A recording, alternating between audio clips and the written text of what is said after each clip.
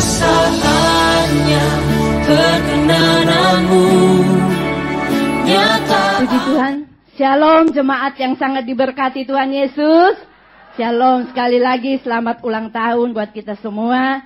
Terima kasih, terlebih saya juga mau terima kasih buat Mami yang memberikan kepercayaan, kesempatan kepada saya untuk menjadi berkat di tempat ini. Mungkin tadi pada nunggu-nunggu Papi ya untuk naik, ternyata bukan Papi yang naik. Saya berharap kalian tidak kecewa. Amin. Ya. Oh, generasi Yeremia kata Mami. Puji Tuhan. Nah, saudaraku, kita akan belajar, saudara, di mana tema kita adalah apa, saudaraku? Favor of God. 19 tahun, ya, kita mengalami perkenanan Tuhan. Amin. Nah, jadi saudaraku, kalau kasih karunia itu, ya, atau grace, itu saudara dan saya terima dari Tuhan itu cuma-cuma. Yang bayar Tuhan Yesus di kayu salib. Tetapi yang namanya perkenanan, ada harga yang saudara dan saya siap bayar. Ada bagian kita. Jangan takut, karena saya percaya nanti di akhir khotbah ini saya akan bagikan. Ada berkat yang luar biasa ketika saudara dan saya mengalami yang namanya perkenanan Tuhan dalam hidup kita. Amin. Sehingga biar itu menjadi fokus kita ya. Nah, saudara yang kekasih dalam Tuhan, kalau kita melihat arti dari perkenanan itu ya, saya coba lihat di kamus, saudara. Saudaraku, itu berbicara tentang, saudaraku, kemurahan, ya, atau kebaikan hati, ya, menyukai atau memperlakukan seseorang lebih daripada yang lain. Itu namanya perkenanan Tuhan, saudara ya. Jadi kita itu dibedakan. Ya, nah, saudaraku di sini saya bilang bahwa untuk kita menerima perkenanan ini ada hal yang saudara dan saya lakukan. Saya kasih coba ilustrasi, Anda punya 2 anak, ya, 2 aja ya, 2 cukup. Nah, saudara kalau yang 1 anak ini itu nurut, dengar-dengaran, dia itu meskipun HP-nya sudah retak-retak, kalian tanya, nah diganti toh HP-nya. Dia bilang, ma nggak usah, nanti tabung aja, siapa tahu besok-besok kita butuh. Ini masih bisa dipakai kok. Nah, ini anak pertama. Terus anak yang kedua, saudara, ini setiap dikasih uang, dia belanja beli rokok. Bahkan uang sekolah, dia pakai ke night club. Akhirnya saudaraku begitu mau ujian, orang tua ditagih, kan orang tua jadi malu. Nah, saya mau tanya kepada saudara, anak mana yang berkenan di hati saudara? 1 apa 2? 1 apa 2? 1. Saudaraku, ini bukan masalah aplikasi. Karena Tuhan juga pernah berkata di dalam Kisah Rasul ya. Dia berkata kepada Daud bahwa aku telah mendapat Daud bin Isai seorang yang berkenan di hatiku. Jadi Tuhan tidak pilih kasih, dia mengasihi kita semua. Tapi ketahuilah, ada pribadi-pribadi yang merebut hati Tuhan. Nah, itulah tadi anak yang pertama, saudaraku. Nah, sehingga saudaraku, saya tidak akan berbicara Daud, tapi saya akan berbicara tentang satu tokoh, yaitu Esther. Ya, yang kita boleh belajar bagaimana dia mendapat perkenanan Raja Ahasiweros. Nah, saya tidak akan cerita waktu saya, saudaraku, tapi saya akan singkat-singkat aja. Di mana bagaimana awalnya Esther itu, saudaraku, bisa mendapat perkenanan raja. Kita semua tahu bahwa Raja Ahasiweros ini seorang raja yang sangat kaya. Dia membawahi 127 daerah. Nah, akhirnya dia buat pesta.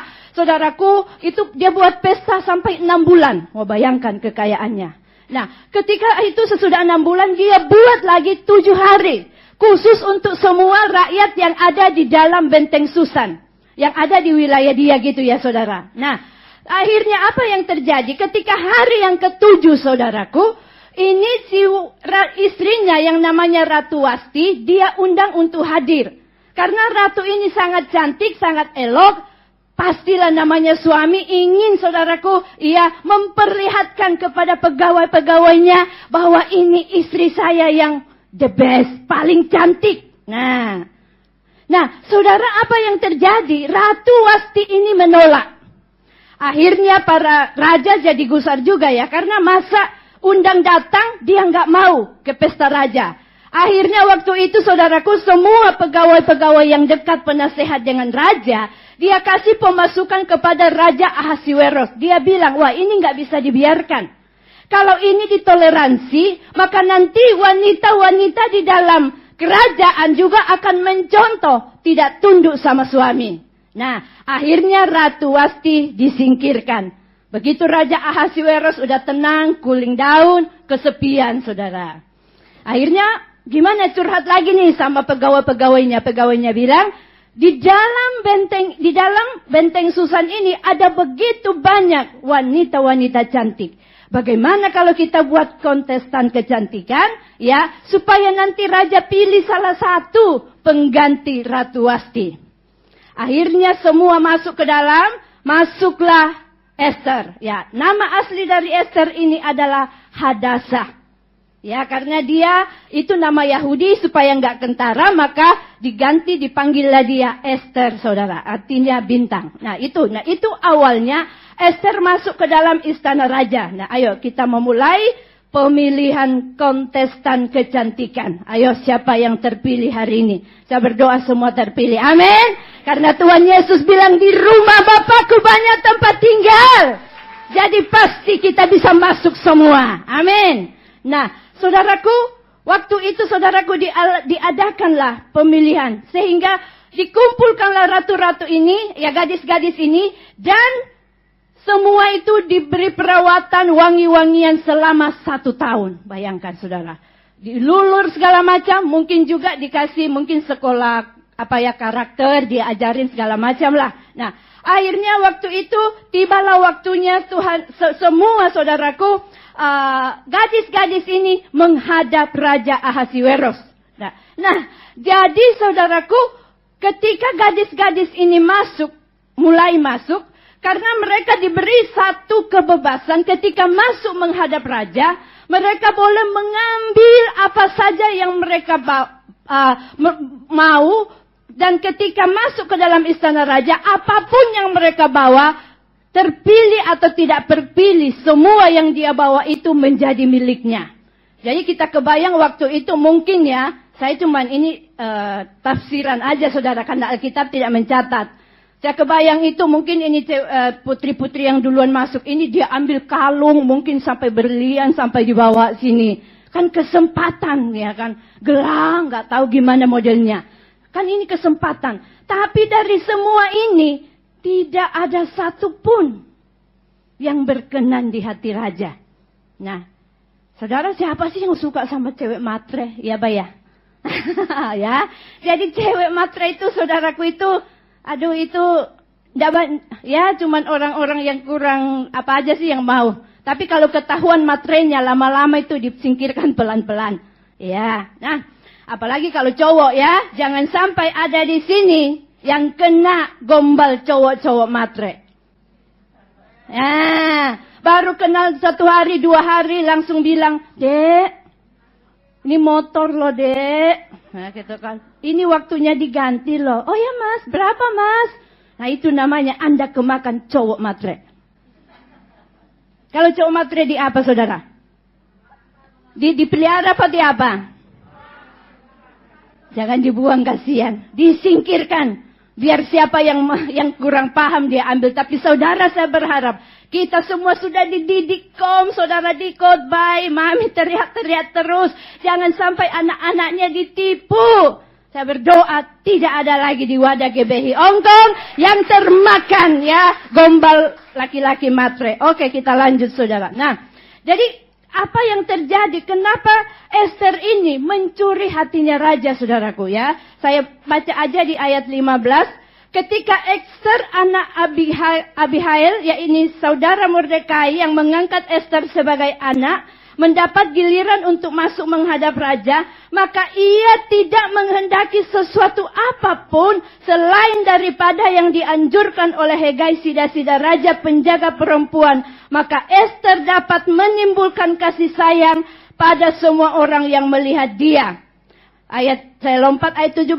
Maka Ester dikasihi oleh baginda lebih daripada semua perempuan lain. Dan ia beroleh sayang dan kasih baginda lebih daripada semua anak dara lain. Sehingga baginda mengenakan mahkota kerajaan di atas kepalanya. Dan mengangkat dia menjadi Ratu Ganti Wasti. Nah, saudara, kenapa saya mau katakan? Yang pertama di sini kita melihat bahwa karena apa? Ester, dia punya hati, dia hanya ingin menyenangkan hati raja. Sehingga apa yang dia bawa, apa yang berkenan di hatinya raja. Saya percaya saudaraku, banyak hal kita boleh terima dari orang lain. Tapi ada hal yang begitu berkenan di hati kita. Kapan itu? Ketika barang itu kita kepingin sekali. Ya Pak ya? Kok baru di hati, kok kepingin, kok tiba-tiba orang kasih. Nah, saya kasih ilustrasi lagi. Misalnya nih saudara ini sudah berhari-hari kepingin makan McDonald. Terus, begitu datang di gereja, ada 2 orang datang. Dia kasih, ada yang menawarkan Anda McDonald dan sushi. Kira-kira yang paling Anda itu menyentuh hati saudara itu yang mana? Terima kasih. Semua pegang kupon McDonald, semoga itu berkenan di hati semuanya. Ya, puji Tuhan. Nah, inilah yang terjadi. Ketika Ester menghadap raja, apa yang dibawa, apa yang dikepingin oleh raja. Saudara ketahuilah bahwa waktu kita merebut hatinya raja, maka apa yang menjadi kepunyaan raja, itu otomatis dia berikan kepada kita. Amin.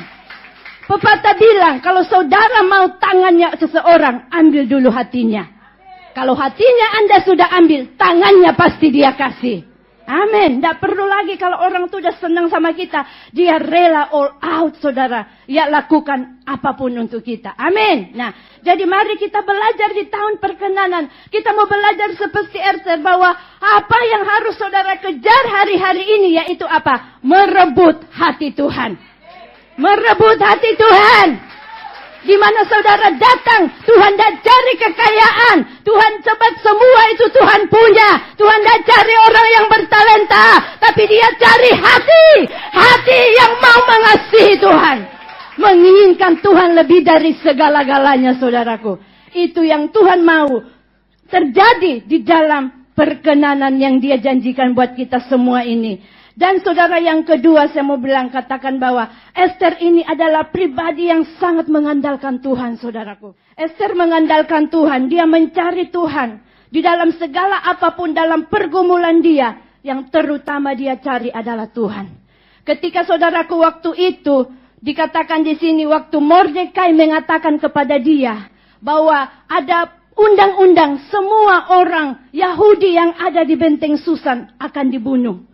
Dan waktu itu saudaraku Ester bilang, bagaimana mungkin? Bagaimana saya juga tidak bisa menghadap raja. Kalau kita enggak dipanggil oleh raja, kita datang. Kalau raja tidak ulurkan tongkat, berarti kita mati. Nah, tetapi apa yang dilakukan Ester? Dia berkata, kumpulkanlah. Iya, semua orang-orang yang ada di benteng Susan ini dan berpuasa untuk aku. Dan aku pun berpuasa bersama dayang-dayangku. Ini pelajaran buat kita. Bahwa ketika kita mengandalkan Tuhan dalam segala hal. Apapun yang kita hadapi. Yang kita cari itu Tuhan lebih dulu. Ketahui itu adalah sikap yang merebut hatinya Tuhan. Tuhan senang saudara. Kalau Anda dan saya mengutamakan dia. Mengandalkan dia dalam segala hal. Amin. Dan berikutnya apa berkat yang kita mau lakukan. Dari Ester apa yang... sehingga Ester ini terus mengalami perkenanan demi perkenanan. Yang ketiga, dia menginginkan kehadiran raja dalam hidupnya, bukan hartanya. Kita lebih kangen pribadinya Tuhan daripada mujizatnya Tuhan. Kita lebih kangen hadiratnya Tuhan daripada berkatnya Tuhan. Saudaraku, jelas sekali di situ ya. Ketika Ester, saudaraku, menghadap raja, ya, waktu tadi Ester kan tadi itu saudaraku tidak dipanggil, tapi dia beranikan diri. Setelah dia doa puasa, dia datang menghadap raja. Dan ketika dia datang dari jauh, raja melihat dia. Maka raja mengulurkan tongkat dan dia berkata, "Hai Ratu Ester, apa yang engkau mau?" Raja, kekayaan ini 2/3 pun akan aku kasih kepada engkau. Tetapi Ester tidak langsung bilang, oh, saya mau. Tapi dia berkata, kalau raja berkenan, datanglah ke pesta yang hambamu akan adakan. Amin. Karena Ester akan membuat pesta. Dan dia menginginkan kehadiran Raja Ahasiweros daripada harta yang ditawarkan kepada dia. Saya percaya juga dalam hidup saudara dan saya. Ketika saudara memiliki sikap hati seperti begini. Kita berkata, pokoknya saya, ya Yesus tetap Yesus. Yesus tidak bisa ditukar dengan apapun. Ketahuilah sikap hati yang demikian, itu menyenangkan Tuhan. Bahkan mungkin kita berkata, saya tidak tergoda dengan duit majikan. Kalau waktunya hari Minggu, kalau majikan tidak butuh, saya tidak mau diganti uang. Saya mau beribadah. Saya mau melayani Tuhan. Itu perkara yang menyenangkan hati Tuhan, saudaraku. Itu hal yang membuat Tuhan, wow anakku ini. Dia tidak tergoda. Karena ketahuilah kalau kita terus membaca, saudaraku, apa yang dialami Ester. Dia terima lebih daripada apa yang dia bayangkan. Itu juga yang saudara dan saya akan terima ketika kita mendapat perkenanan Tuhan, saudaraku. Ya, dan yang keempat, Ester hatinya untuk keselamatan jiwa-jiwa, saudaraku. Hari-hari ini kita dibawa tuntunan Tuhan untuk menyelesaikan amanat agung. Ester dia berkata, oke, aku akan menghadap raja supaya bangsaku tidak dibunuh sekalipun aku harus mati. Beranikah saudara berkata, Tuhan, aku siap berkorban demi suamiku diselamatkan. Mungkin suami saudara selingkuh, tapi saudara berkata, tidak, aku tidak akan menceraikan dia, karena aku tidak mau dia binasa. Mungkin saudara menghadapi proses di majikan, tapi saudara lihat majikanmu belum diselamatkan. Anda bertarung dan bilang sama Tuhan, aku rela Tuhan proses aku di tempat ini demi keselamatan majikanku. Saya percaya ini perkara yang berkenan di hati Tuhan. Ini sangat menyenangkan hati Tuhan. Dan saudara, mari kita lihat apa berkat. Nah, ini berkat yang luar. Jadi itu tadi poin-poinnya ada 4 yang saudara perlu dan saya lakukan di tahun perkenanan, supaya perkenanan Tuhan diturunkan lebih lagi. Bagaimana kita harus merebut hatinya Tuhan. Bagaimana kita mengandalkan Tuhan dalam segala hal. Dan bagaimana saudara kita menginginkan Tuhan lebih dari harta, lebih apapun. Dan saudara mau memiliki hati untuk keselamatan jiwa-jiwa. Kita akan bergerak untuk menuai jiwa. Dan saudara berkat kalau kita mendapat perkenanan Tuhan. Yang pertama, apa? Kita menjadi favoritnya Tuhan. Haleluya. Saudara kalau menjadi favorit, itulah yang saya sebut tadi. Kita akan mengalami yang namanya dibedakan. Amin. Dibedakan ketika semua orang menghadapi masalah di pandemi ini. Orang bingung sampai ada yang gara-gara pandemi makan narkoba. Gara-gara pandemi bunuh diri. Tapi saya percaya saudara yang mendapat perkenanan Tuhan, sekalipun Anda divonis kanker, sekalipun engkau menghadapi persoalan pergumulan, engkau akan tetap bersorak-sorai, engkau tetap bersuka cita, engkau tetap mengucap syukur, engkau tetap melayani Tuhan. Haleluya, saudaraku. Itu karena apa? Anda dan saya favoritnya Tuhan. Mau? Haleluya, haleluya. Mari kita berlomba-lomba menjadi favoritnya Tuhan. Dan berikutnya ada pembelaan. Gak usah takut, saudaraku. Selama hati kita benar di hadapan Tuhan, selama kita tidak melakukan kejahatan, kesalahan, silakan Anda fitnah saya, silakan Anda tuduh saya. Saya tahu Tuhan pasti bela saya. Amin. Itu berkat orang yang hidup dalam perkenanan Tuhan. Dan berikutnya, siapapun yang mau berbuat jahat kepada saudara, jangan balas, karena percaya dia akan berhadapan dengan Tuhan. Haleluya. Karena kalau kita berkenan di hadapan Tuhan, saudara dan saya, kita ada Tuhan ada di pihak kita. Sehingga tidak usah berpikir untuk membalas kejahatan dengan kejahatan. Karena kita tahu musuh-musuh kita akan berhadapan sendiri dengan Tuhan. Haleluya. Haleluya. Dan saudaraku berikutnya. Saudaraku, berkat Tuhan, apa yang tidak pernah timbul di hati kita, Tuhan sediakan buat kita. Amin. Saudara rindu mengalami hal-hal, saudaraku, yang luar biasa. Ayo, mari kita merebut hatinya Tuhan. Saya undang WL pemusik, silakan naik ke depan, saudaraku. Ya, jadi saya berharap, saudaraku, mari di tahun ini, ya. Sambil ngomong saya akan tutup dengan sebuah kesaksian sedikit, saudaraku. Sabtu lalu adik saya yang bertugas di Kalimantan, dia melayani Tuhan. Tapi karena mereka ada di organisasi di mana setiap 5 tahun harus dimutasi. Dan puji Tuhan dia dimutasi ke Toraja. Saya sangat sukacita, orang tua saya juga sangat sukacita. Dan saya boleh melihat bagaimana jemaat yang dia gembalakan itu membuat perpisahan itu yang luar biasa. Semua dia berlomba-lomba, mau PWGT, pemuda. Tapi yang paling menyentuh itu bapak-bapak. Ini bapak-bapak bagian mereka hari terakhir. Saya lihat itu, saya lihat di YouTube. Itu mereka itu siapin kayak pesta betul-betulan. Panggung didekorasi kayak orang nikahan, saudara. Waktu itu saya ngomong, saya sambil nangis.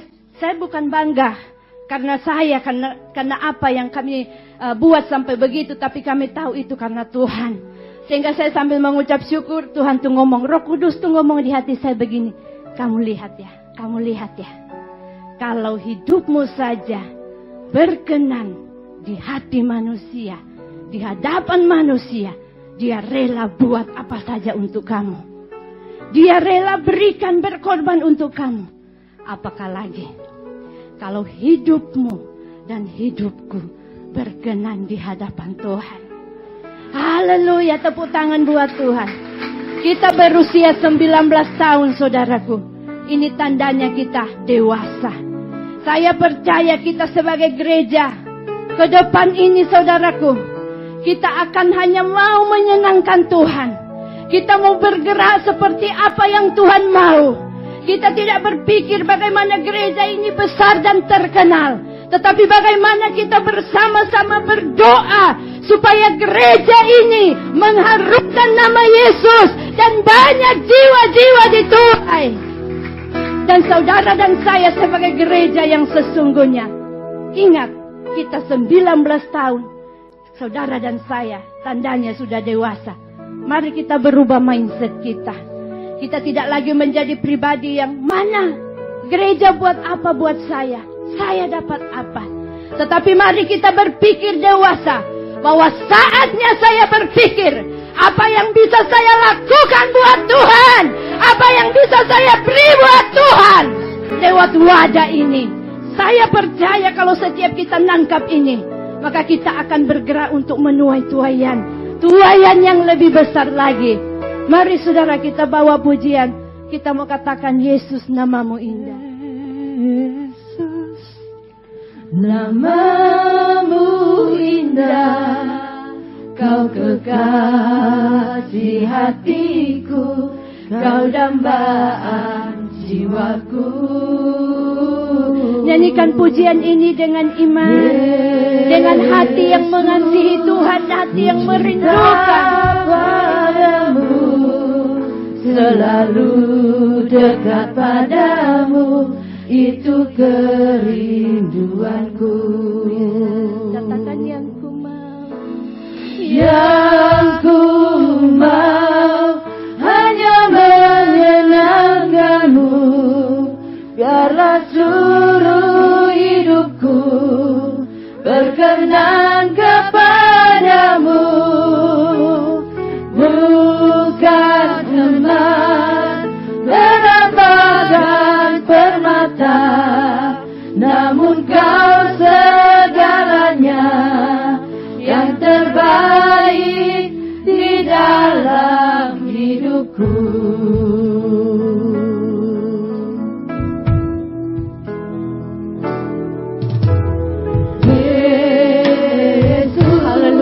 Saudara, kebenaran sudah dibagikan pada pagi hari ini. Saya berdoa mau menangkap isi hati Tuhan. Tuhan merindukan setiap kita. Dia rela datang mati di kayu salib karena Dia ingin bersekutu dengan saudara dan saya. Saya mengajak, mari kita responi kerinduan Tuhan. Kita responi hatinya Tuhan. Kita mau datang kepada Tuhan. Bahwa Tuhan di ulang tahun ini Bapa, kami tidak minta emas, kami tidak minta perak, kami hanya mau Tuhan. Kami hanya mau perkenanan Tuhan atas gereja ini.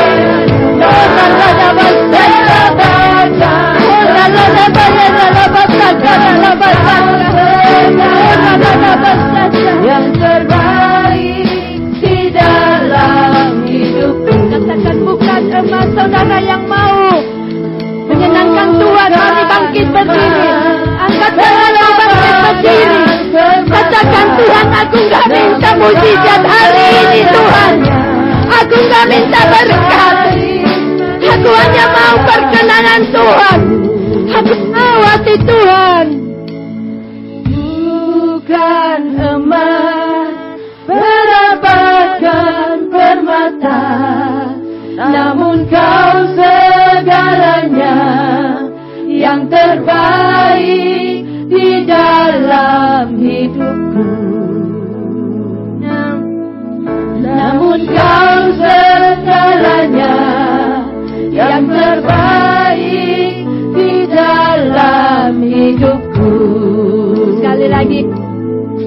Namun Kau segalanya yang terbaik di dalam hidupku. Haleluya, haleluya, tepuk tangan yang meriah. Karena kita percaya setiap kita mendapat perkenanannya menjadi bagian kita. Bapak terima kasih Tuhan. Kamu sudah berhenti berbicara, tapi hamba percaya biar kebenaran ini Tuhan boleh termaterai di hati setiap kami umat-Mu. Dan kami percaya kami akan berlomba-lomba mencari perkenanan Tuhan.